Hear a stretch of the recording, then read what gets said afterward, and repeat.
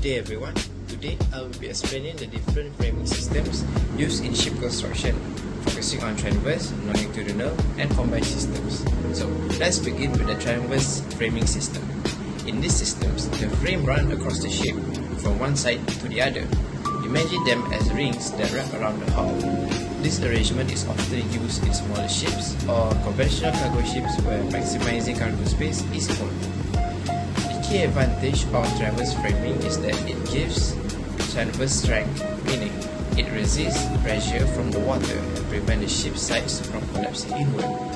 It also helps absorb racking stresses, that is twisting forces, when the ship rolls in heavy seas. You will often find transverse framing in areas like the bow, engine room, and cargo holds, especially in bulk carriers.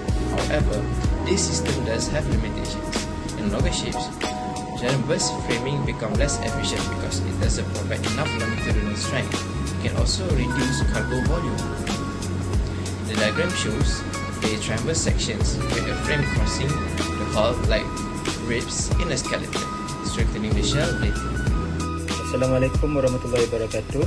My name is Harid Al-Hazim bin Nahizam Hanafi, and I will present for this slide as my friends already presented the previous slide.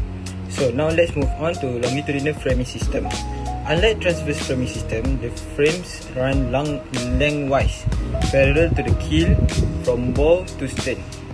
This system is used mostly in larger ships over 120 meters in length because such ships experience heavy longitudinal bending stress. These are stress that cause the ship to bend upward, called hogging, or downward, that is called sagging. The big advance of longitudinal framing is that it gives the ship excellent resistance to this bending force. That is why it is widely used in tanker, bulk carrier and container ship.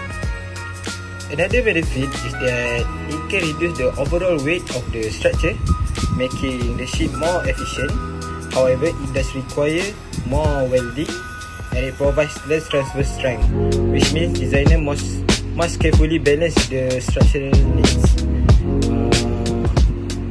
As you can see, the stiffeners are placed longitudinally, running along the bottom and side plating of the ship.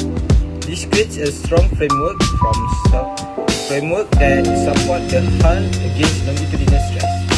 Okay, that is all for me. My friends will explain more in the next slide. Thank you.